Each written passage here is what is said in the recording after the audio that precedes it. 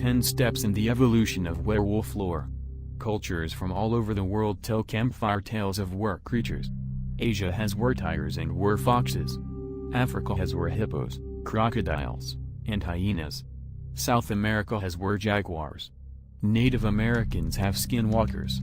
It seems anywhere you go, the top predator is mythologized as a supernatural creature. The European werewolf, also known as a lycanthrope, is a fixture of modern pop culture. Its origins lie in ancient times, before recorded history, but its role has changed through the ages. Lycanthropy began as a punishment. Number 10, the ancient warrior class. The Proto-Indo-European culture was a primal civilization that may have existed in ancient Europe. If real, it would be the source of all European culture, but there is no physical evidence of its existence. All we have are clues hidden in disparate languages, common words across nations. Historians have done their best to piece together this mysterious first society. Linguist Kim McCon believes that the Proto-Indo-Europeans had a warrior class of young men who traveled in packs of 2 to 12 and lived freely off the land. These groups were likened to wolves and called wolf packs. They even dressed in wolf skins and adorned themselves in wolf iconography. According to some theories, these proto-warriors passed on their wolfish traits to their descendants. The Celts and Gaulish had similar warriors. The Greeks had young warriors who lived like wolves in the wild. Some Arcadians wore wolf, or bear, skins instead of using shields. The cult of the wolf persisted longest in Scandinavian tradition, where the Number 9, punishment from the gods. Lycanthropy, in its earliest literary form, can be found in ancient myths. The oldest instance of a man transforming into a wolf is in the Epic of Gilgamesh. In the story, the goddess Ishtar turned one of her suitors, a shepherd, into a wolf, making him the enemy of his sheep. His dogs tore him to bits. The Arcadian king Lycan was turned into a wolf as a form of punishment from Zeus. In fact, Lycan is the eponymous lycanthrope. According to Ovid's The Metamorphoses, Zeus sought to test humanity, so he walked through Arcadia disguised as a mortal. His goal was to see if anyone could recognize his divinity. Apparently, if they didn't recognize him, he would add a mark to the "Destroy All Humans" column in his ledger.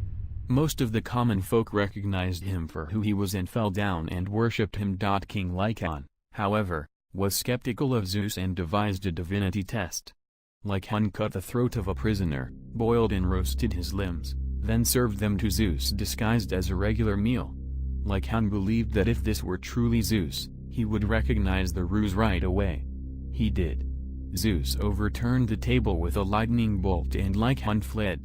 In the fields, Lycan became mad and... Number 8, Enchanted Belts. Becoming a werewolf wasn't always a punishment. In German lore, some people voluntarily transformed into werewolves to obtain superpowers. They achieved this by wearing enchanted belts made of wolf skin. As wolves, they roamed around at night, attacking their enemies or their enemies' cattle. Farmers had a way of combating these mischievous werewolves. Throwing a piece of shiny steel over the wolf would cause the belt to temporarily lose its power. This made the beast turn back into a human. One farmer did this to a werewolf and was surprised to see that his neighbor, a respected woman in the village, was now standing naked before him. She begged for mercy and asked him to keep her secret. Number 7, Bisclaveret. The 12th century romantic poem Bisclaveret, by Marie de France, tells of a baron who becomes a werewolf and can only return to his human form when he wears his people clothes. When Baron Bisclaveret's wife finds out that he is a werewolf, she hides his clothes so that he can never be human again, and then she runs off and marries a knight. Bisclaveret survives for a year in the forest until he comes upon the king's hunting party. The wolf runs up to the king and kisses his boot. The king is so astounded by the wolf's noble behavior that he calls off the hunting dogs and decides to keep the wolf as a pet. Later, at the castle, the knight who married Bisclaveret's wife shows up for a party. Bisclaveret lunges at the knight, but the king restrains him and scolds him with a stick. Some time passes, and the king happens to be traveling through Bisclaveret's homeland. The Baroness, Bisclaveret's ex-wife, hears of this and brings gifts for the king. But when Bisclaveret sees her, he bites off her nose. The king notices that this woman is the wife of the knight, and that these were the only two people the wolf had ever attacked. Guessing that the knight and his wife must have harmed his wolf, the king arrests them. Under torture, the Baroness reveals the truth along with the location of Bisclaveret's clothes. At last, Bisclaveret is able to regain human form. His lands are restored to him and he remains good friends with the king. Stories like Bisclaveret's show werewolves in a Number 6. Demonized by the Church.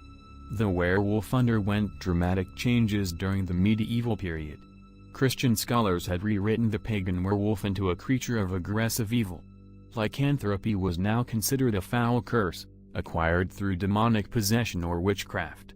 A priest could curse you with lycanthropy as punishment for your sins. Anyone unlucky enough to be born on Christmas Eve would also become a werewolf. Christmas babies were considered blasphemous because they detracted from the nativity of Jesus. At this point in history, widespread belief in werewolves developed in lockstep with that of witches. Both vestiges of the pagan supernatural needed to be hunted and executed. Amid the hysteria, werewolf sightings became a fairly common occurrence. Many people were accused and executed, including serial killers like Peter Stump. Villagers often came up with their own tests to identify werewolves in human form. For example, a disguised werewolf would have. Number 5. Revenant Werewolves. In addition to witches, werewolves soon became conflated with the revenants and vampires of the Middle Ages. The Greeks believed that werewolves would rise from the grave as vampires after they were killed. In wolf form, they would haunt battlefields and drain the breath of dying soldiers. They were also said to enter houses and steal babies from their cradles.